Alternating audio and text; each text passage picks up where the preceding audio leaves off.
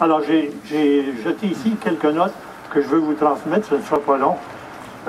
Il y a eu 41 ans, le 2 avril dernier, nous étions enfin ici à Gaspé et dans les environs.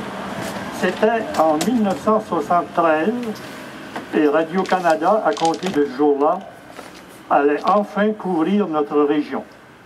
Pour ma part, parmi bien d'autres, j'étais fier d'en parler et j'ai écrit dans les journaux, excusez-moi de me citer, j'ai écrit ceci. Les municipalités de Gaspé, Murdochville, Grande-Vallée et Rivière-au-Nord auront maintenant une voix sur les ondes de Radio-Canada. Une voix pour s'exprimer et une voix à écouter pour s'informer à l'échelle régionale. Nous sortons enfin du silence. Fin de la citation.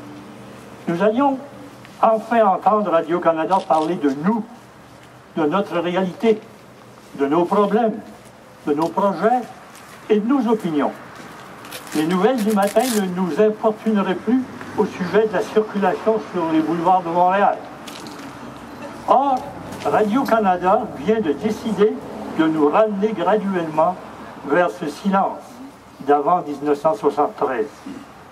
Déjà, des coupures ont été annoncées, Bruno en a parlé, et on nous en réserve d'autres, encore plus réductrices et inacceptables. Pour sauver des sous, uniquement pour sauver des sous, Radio-Canada va couper en Gaspésie des postes de journalistes déjà trop rares. Et elle va remplacer des émissions d'information par des émissions de divertissement. On a déjà remplacé l'émission gaspésienne de fin de semaine Mer et Monde par l'émission montréalaise de Le Bigot et Franco Nuevo. Des bonnes émissions, mais c'est pas de chez nous. On nous a coupé une émission qui est de chez nous. Les communications et l'information sont un important levier de développement pour une région, je ne vous l'apprends pas.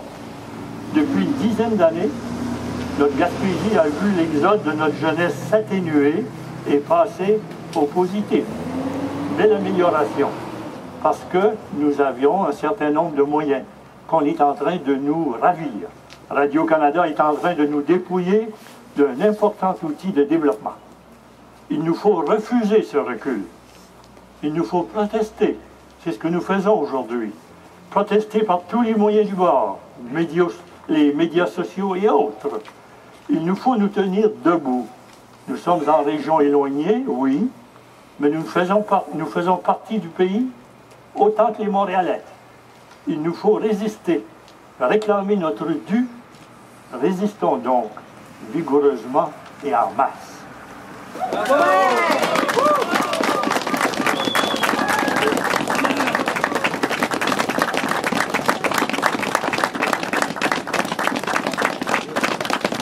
Merci, M. Jules Bélanger.